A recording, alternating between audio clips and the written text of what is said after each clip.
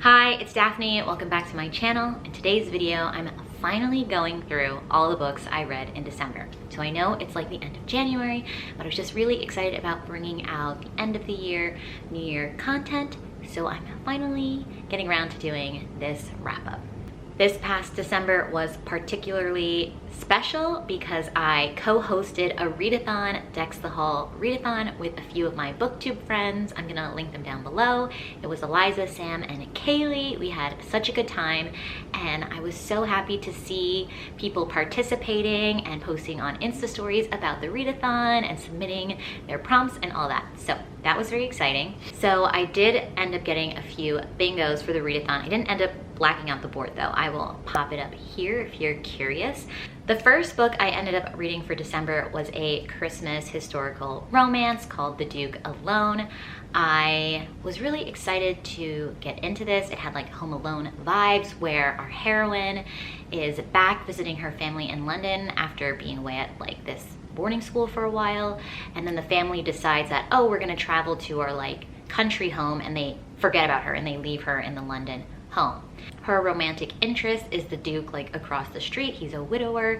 He likes to be left alone, and they're basically like alone in London for the holiday season. First off, that doesn't make that much sense to me because I feel like London would be poppin' around Christmas time. Like, why would London be abandoned? But anyway, the premise is that, and she goes to him for help. And she's like stranded alone for a while. Like, nobody reaches out to her family to be like, hey, you forgot about her, or like the Duke knows she's alone and he would like spend time with her alone, but be like, oh, like I can't be here, I want to be by myself. But he doesn't like get like a handmaid or something for her, so she's not, I don't know, fending for herself. Like, she doesn't have that many skills to like take care of herself. I listened to it mostly on audio, but I just felt like the characters were pretty surface level and shallow. They didn't have that much depth to them. I felt like the author was rewriting scenes. Like, we had two very similar bath scenes, which was weird. And then to top it all off, at like 90%, after all this slow burn, I come to discover that it's fade to black. So I was so fed up with this book by that point and very disappointed. So I ended up giving it 2 stars, and I would not recommend. This is one you could definitely skip. The next book I read was How High We Go in the Dark. This was actually my book club pick for my IRL book club here in my building, and I absolutely love this book. I gave it 5 stars. It's a sci-fi short story collection, all done by the same author. All the short stories tie together in small ways, and it was just so beautiful. It was a lot about death and grief. The premise of the story is that scientists have discovered this disease from these ancient artifacts that have been discovered recently in Siberia because of like global warming and stuff. Now they're able to like reach further into the earth, and this disease spreads across the globe, affecting billions of people, millions and millions of people, and how society changes because death has become so prevalent, and how the death industry explodes, and just how people deal with death, how they prepare for their own deaths, how they want to be remembered, how people respect the people that have passed on. It was very interesting. It also ties in Japanese American and strictly Japanese culture, which was intriguing as well. So you're in America for some of it, you're in Japan for other parts of it, you're in outer space for different sections of the book, and it's just so thought-provoking and interesting, and you'll cry for sure. I cried many times. The girls in the book club, or the members of the book club, also said this book made them cry a lot. It was a bit painful, like it made your heart hurt, but it was just so good, and I would highly, highly recommend it to anyone. I got this recommendation like online somewhere, and I was just like, oh, that premise sounds really interesting, and I didn't hear too much about it, but I was like, I want to get more into sci-fi, and this was just so cool and amazing and well done, and I'm gonna recommend it all the time. I've been recommending it a lot to people I know in real life too.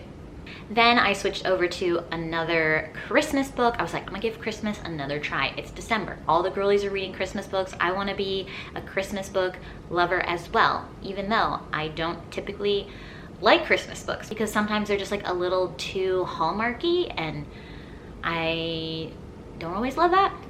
But I picked up Lovelight Farms. This was a fun enough time, very lighthearted, definitely like a rom-com kind of thing, though sometimes I was a little frustrated. This story is about Stella and Luca. Stella owns a Christmas tree farm and she's owned it for about a year, but she's struggling a little bit financially through mishaps and like extra debts she took on with the farm that she wasn't aware when she bought it. But then Stella comes across an influencer who's doing a competition with a huge prize that would go to like a small business. So Stella applies, and on her application she states that she runs this farm with her serious boyfriend. However, she doesn't have a serious boyfriend. So she asks her best friend Luca to pretend to be her boyfriend while this influencer comes around to like see her Christmas tree farm and all that stuff. And that's the premise of the story. So Stella and Luca have known each other for like 10 years. And they are both like into each other, but they don't do anything about it. Which, you know, I guess kind of happens in real life, but like 10 years was a long time. And it wasn't like they were like friends in the beginning. Like they were interested in each other from the beginning. So I'm like, I don't have patience for that. But Luca was really, really sweet and cute. And he was like pretty clear in his intentions. He's like, hey, why don't we just like keep doing the boyfriend and girlfriend thing even behind closed doors? You know, it doesn't have to just be for like this influencer or for like the people in the town to think it. Like, let's hang out for real and like date for real for a bit, you know? And because he's trying to like tiptoe around her a little bit. And Stella's just like a little dense sometimes. And she's like, oh, but like after the week's over, like, I don't know. But it was fun for the most part. I know a lot of people are like obsessed with this book right now, but I gave it 3 stars. Fine, fun time, good for the holidays. People are also raving about the second book in the series because they're like obsessed with the other worker on Stella's farm, this like loner, like big lumberjack kind of dude, and maybe I'll read that, but we'll see. Onto a book that I actually own. I read volume 3 of Sweat and Soap in December. Look at this cute cover. They went to like a little spa, like, is it a spa? I don't know what it's called in Japanese, but it's like a hotel where they have like the open air baths and stuff, so like that's why they're dressed like this. And it was just really cute. It was like their first little trip together. I'm really enjoying this series. I will probably pick up a couple more volumes maybe in a month or 2. I don't know, I'm not like in a rush. I've got other expenses. But yeah, I really, really like it, and I want to keep reading more adult romance manga. It's like game-changing, guys. Like if you love romance, this is something you could totally get into. And if you have recommendations for like more adult romance manga, please let me know down in the comments. I would love to get my hands on some more, especially if like they're completed. It kind of like stresses me out when series aren't completed, or if they're like 30 volumes long. I don't know, like something manageable. Please let me know because I am ready for it. If you don't already know, I know I've been talking about it a lot in the last few videos, but this is a story between 2 people that work at like a soap, scent, beauty products kind of company. And he is a creator of like the scents and the collections, and she works in the finance department. He comes across her one day and smells her, and he thinks she smells like the best thing ever, and it's their romance. It's Sweat and Soap because she's like a little sweaty, like she's a little subconscious about it, so she uses a lot of the products that the company makes, and she loves the things he comes out with, and it's just really sweet. Like he's so obsessed with her, and she's kind of innocent, but also not. Like she's shy and cute, but she's not like a prude, you know what I mean? So fun time.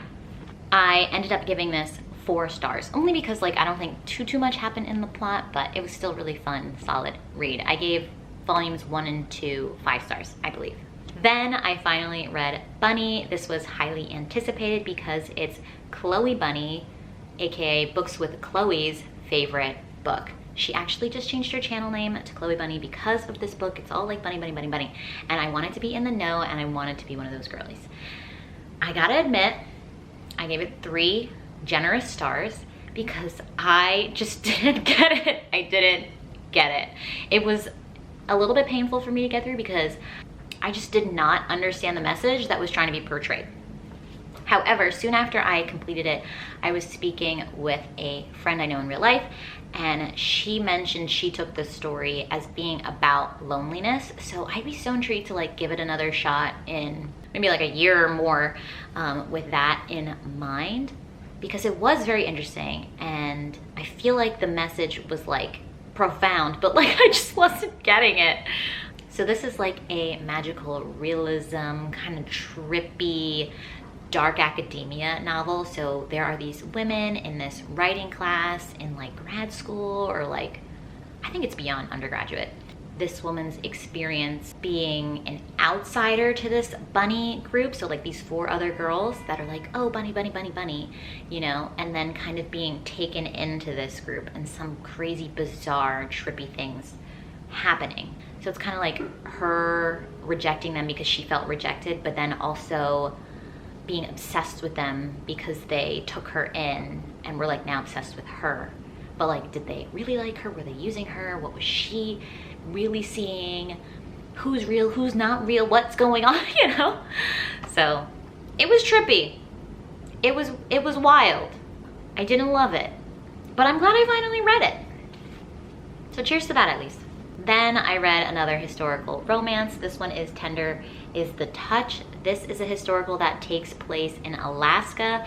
Our heroine, Sydney,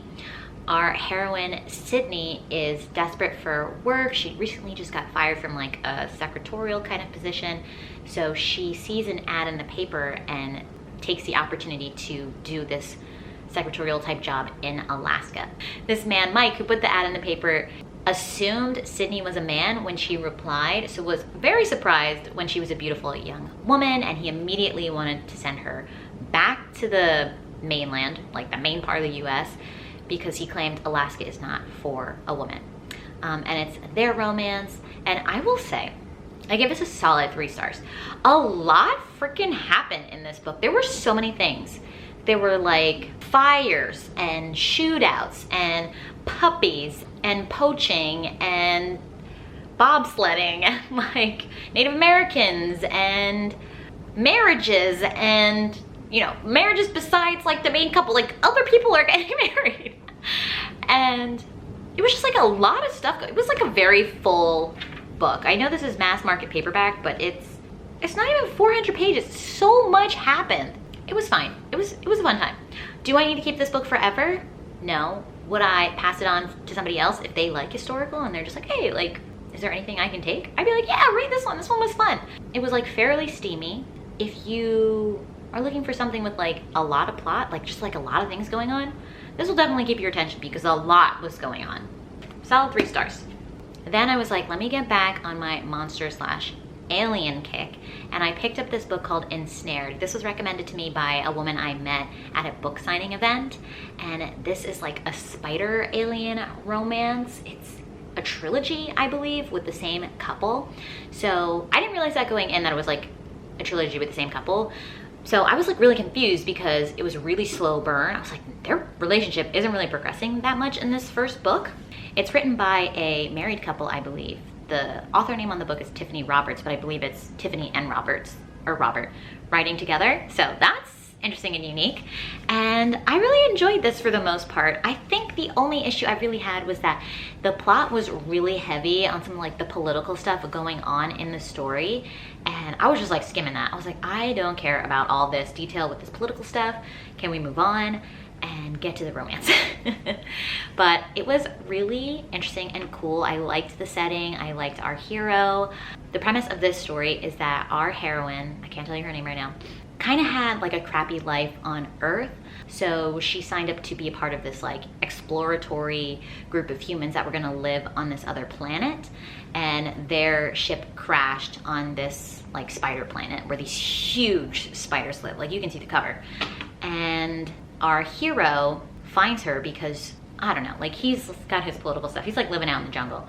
And there's just something about her. And he's like, she's mine. Like, she's gonna be like my pet or whatever, but he treats her really well, and it's their little budding romance as he like trains her how to survive and all this stuff, and I liked it. Maybe I'll continue it. I did like their story. I just don't want to like slog through the political stuff that much.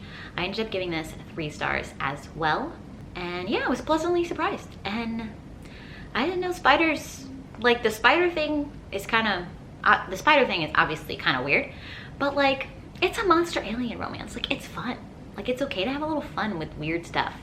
And also I really enjoy when the monster or the alien is on the cover, because sometimes it's really hard to imagine what this character looks like.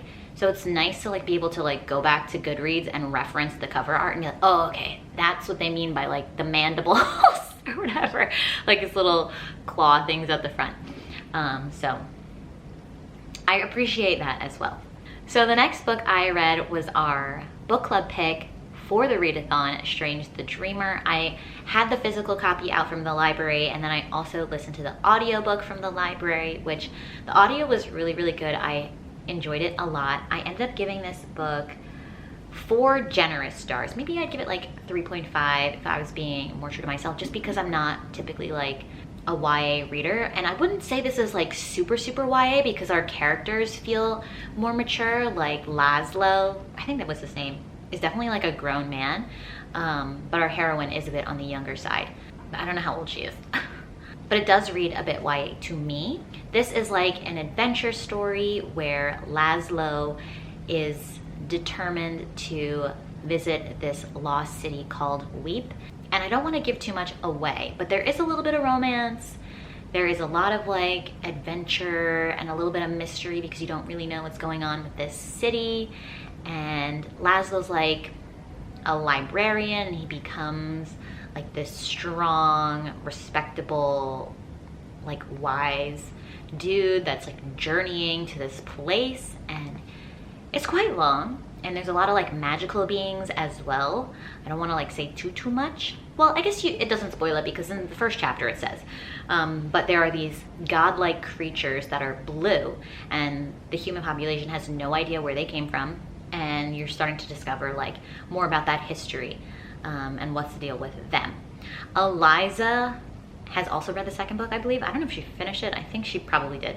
And she told me I should continue on in the duology. So I will eventually pick up Muse of Nightmares and see what happens next. The second to last book I read in December was Kulti by Mariana Zapata. This is a slow burn sports romance. This is between a professional or ex-professional soccer player, Kulti, and a women's professional soccer player, Sal. So when Sal was growing up, she was really inspired and like was obsessed with Kulti as a soccer player. Like she had posters of him up on her walls. There's maybe like a 10+ year age gap in between them. So he was like just starting his soccer career when she was still a kid. Now she is a professional soccer player and Kulti has retired. But for whatever reason, he's come to coach her team. And he's just like a grumpy dude. It's all from her perspective, so you're getting to see their relationship evolve and some of the things that he was keeping kind of on the DL about, like why he's really there, what he really thinks about her. And it's just such like a classic Mariana Zapata setup where like the hero is like secretly obsessed with the girl for the whole time, but it's just like not obvious as you're reading it, or like to the heroine that they're interested in them at all. But it's just like the cute little things, like him wanting to be around her but like being grumpy all the time. For me, it was a little jarring at the end, like when they get together, but I still ate it up. I mean, Mariana Zapata, you gotta be in the mood for like a slow burn, and sometimes I'm in the mood for some classic Mariana Zapata. So I'm gonna keep reading her backlist. I ended up giving him this 4 stars. I was very entertained. It's not my favorite Mariana Zapata. I still think I enjoy All Roads Lead Here and From Luca with Love a bit more, but it still has me excited to like read more of her books. The last book I read in December was The Kiss Quotient. I've had this book for so long. I had this when I lived in Hoboken, like before the pandemic. This had to be this was before the pandemic. So it was like 2019 I bought this book. And I've just been sleeping on it. I put it on a bunch of TBRs and just didn't get to it, but I ended up absolutely loving it. I gave it 4 stars. I might even bump it up to 4.5. Like now that I'm sitting remembering, like I think 4, some of the other ones I gave 4, like I like this one more. This story is between Stella and Michael. Stella is like a businesswoman. She's really obsessed with like numbers and spreadsheets and data collection and analyzing that stuff. She really has a mind for it. She is on the spectrum. She has Asperger's syndrome, and she's getting a lot of pressure from her parents to kind of settle down. She's in her 30s and she doesn't have anything like romantic going for her in her life right now. She's tried in the past and failed. She's found all her sexual encounters to be really unpleasant and like just emotionally separated from them, and just like she doesn't think she's good at it and all this stuff. So she decides the best way to overcome that and to start dating and gain confidence is to hire a professional. So Michael is an escort and she hires him to teach her about sex. But it's just like so interesting because the story starts there, but like it was not successful the first night, right? Like it didn't go down, but she's attracted to him, which is unusual for her. You know, she's not usually attracted to anyone. It took me a long time too to realize that I'm pretty sure Stella is white, and I know Michael is mixed. He's Vietnamese Swedish, which is stated clearly even on the back of the book. And I assumed Stella was Asian because it's not disclosed. But as you get further along, like you kind of figure out like further along, like it took me like 75% to be like, wait, is Stella white? Because it's not really stated. And just a side note, that like kind of peeves me a little bit that like the baseline for everything is whiteness. Like if it's not said, it's supposed to be assumed that somebody's white. You know what I mean? Like that kind of irks me a little bit. Like why would I assume Stella's white? You know, just because it's not said. So like I was envisioning her as being an Asian woman for the majority of the book until like she wasn't getting like, where there were like cultural things where like she didn't understand anything about being Asian. I don't know. That kind of annoys me. But either way, besides that, I really enjoyed this book. I liked how that their relationship started with such like one thing in mind, like this sex classes thing, but it evolves into them really caring about each other. And it just kind of, it's like a love story that starts backwards. You know what I mean?